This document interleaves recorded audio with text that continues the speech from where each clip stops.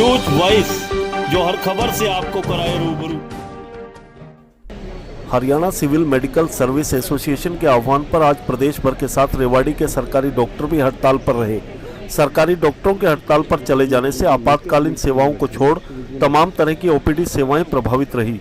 रेवाड़ी के नागरिक अस्पताल परिसर में जिला के तमाम सरकारी डॉक्टरों ने अपनी मांगों को लेकर धरना दिया। धरने पर बैठे इन डॉक्टरों का कहना है कि वे अपनी मांगों को लेकर लंबे समय से संघर्ष कर रहे हैं, लेकिन सरकार है कि इस ओर ध्यान देने को तैयार ही नहीं है। उनकी प्रमुख मांगों में 4, 9, 13 और 20 साल पर एसीपी देने, स्पेशलिस्ट कैडर बनाकर सरकारी अस्पतालों में विशेषज्ञों की कमी को दूर करने और सीधे एसएमओ की भर्ती पर रोक लगाने की मांग प्रमुख रूप से शामिल है। उनका कहना था कि हड़ताल पर जाना उनका कोई शौक नहीं बल्कि मजबूरी है, जो कि पूरी तरह से जनहित में है। लेकिन अगर समय रहते सरकार ने उनकी मांगों को पूरा नहीं किया तो अभी तो केवल ओपीडी सेवाएं बंद की हैं। 14 जनवरी से संपूर्ण स्वास्थ्य सेवाएं अनिश्चितकालीन तक बाधित कर दी जाएंगी। अब देखना यह होगा कि सरकार इन चिकित्सकों की मांगों को कब तक पूरा कर पाती है। रेवाड़ी से न्यूज वॉइस के लिए संजय कौशिक के साथ अजय सागर अत्री की रिपोर्ट। डॉक्टर है और हमने शपथ ली थी अरिस्टोक्रेटिक जो हिपोक्रेटिक हमने ओथ ली थी कि हम मरीजों की सेवा करेंगे, अपनी जी जान लगा देंगे और इसमें कोई शक भी नहीं है। हमने अपनी जी जान से मरीजों की सेवा की है। कोविड की वेव आई गई, दूसरी आई, तीसरी आ गई, बीच में डेंगू आए, इससे पहले भी हमने जान की परवाह नहीं की। हमारे बहुत सारे साथी और उनके परिवार गंभीर रूप से कोविड की चपेट में आए हैं। हमारे एक डॉक्टर साहब कि मतलब वो भगवान की दया से और उचित डॉक्टरी इलाज से बच पाई हैं। उनके बिल्कुल लंग्स पूरे ख़राब हो गए थे।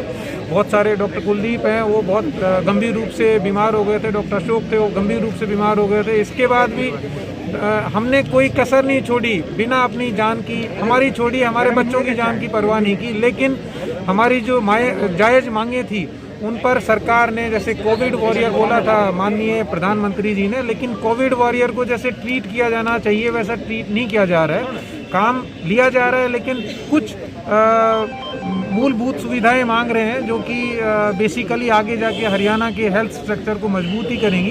तो हम कभी भी हड़ताल करने के पक्ष में नहीं हैं। हम काम करने वाले बुद्धिजीवी लोग हैं और हम हमेशा जनता के भले के लिए सोचते हैं। और जो ये कर रहे हैं वो लॉन्ग रन में जनता की भलाई ही करेगी।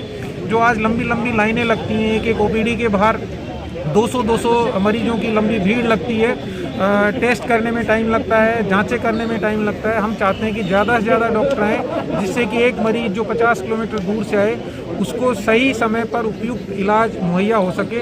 हमारी कोशिश ये इसी कड़ी में है कि एक दिन की परेशानी से यदि आगे आने वाले समय में मरीजों की परेशानी दूर हो तो क्यों ना एक दिन परेशान हो ही जाए। डॉक्टर साहब, अभी क्या आगे की रणनीति है? फिलहाल अगर सरकार ध्यान नहीं देती है इन मांगों पर? सरकार ध्यान नहीं देती है तो हमने बताया अनिश्चितकालीन तक 14 जनवरी 2022 से सभी सेवाएं बंद करेंगे। और हम उम्मीद करते हैं कि हम यदि बात करने के लिए बुलाया जाएगा, हम बात करने को तैयार है, मानने को तैयार है। हमारी मांगों पर सहानुभूतिपूर्वक उनको विचार करना चाहिए और मान लेनी चाहिए।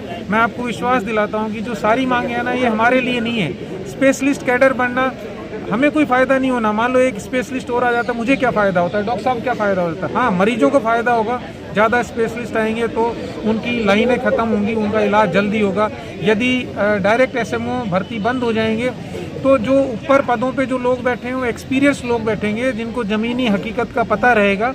वो सीधे आके डायरेक्ट एसएमओ बन जाते हैं, उनको ये नहीं पता फील्ड में क्या काम चल रहा है। तो ये ऐसी चीज़ें 40% यदि पीजी में रिजर्वेशन मिलेगा तो कम से कम 40% पोस्ट ग्रेजुएट डॉक्टर्स सरकारी सेवाओं में आएंगे, जो का फ़ायदा है। मैं आपको ये कहना चाहता हूँ कि हमारा इसमें डायरेक्ट कोई फ़ायदा नहीं है। जो कुछ हम कर रहे हैं वो इनडायरेक्टली, ये आम जनता को भी समझना चाहिए, हम उनके लिए कर रहे हैं। ठीक, हड़ताल में बैठे हैं। कुछ इनके मांगे थी पहले तो लास्ट मंथ भी इन्होंने स्ट्राइक का नोटिस दिया था।